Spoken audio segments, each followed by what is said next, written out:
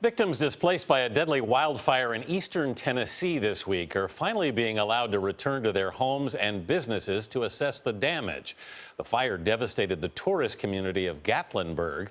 At least 13 people were killed. This morning, anger is building towards local officials. Some say they waited too long to order an evacuation. DeMarco Morgan is in the town of Sevierville, just north of Gatlinburg. DeMarco, good morning. Good morning. Residents are continuing to deal with the reality of devastating images like this one, a home leveled by those raging wildfires, as officials expect the death toll to rise. The lines were long and cars were backed up in traffic for hours as thousands of residents and business owners for the first time were allowed back into the small town of Gatlinburg.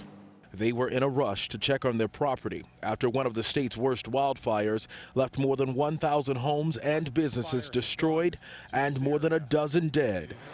Neil Razor was one of the lucky ones who found his family cabin intact. We were lucky. I don't know how that could happen with the devastation all around it. Terry Calhoun, husband and father of 4, was not so fortunate. I came in, everything was burned. Calhoun and his family had just relocated from Lakeland, Florida, and had been living in the small one-room apartment for a year. This was our bed. The family had no other choice but to get out when wildfires took over their street.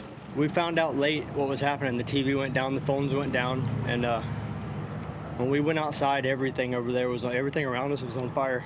At a Friday news conference, Sevier County Mayor Larry Waters wouldn't say if the evacuation call should have been made sooner. We're not going to get into that right now because we did the best they have, and we're sorry for that, but we're not going to get into Monday morning quarterbacking right now. As the fire raged, Terry Calhoun's family yelled for Ari, their cat, but couldn't find him. But Calhoun never gave up on his four-legged friend. Friday afternoon, Calhoun would see with his own eyes he'd lost everything. But to his surprise, I know you're scared. Come here. Ari appeared to be okay. He was hiding in the attic. I thought he was dead. I was in the bathroom back there, and I called his name, and he started meowing at me. The Calhouns have no insurance and are in need of a place to stay, but he still has his family and hope for a better tomorrow. Pictures and a cat. I'll be happy.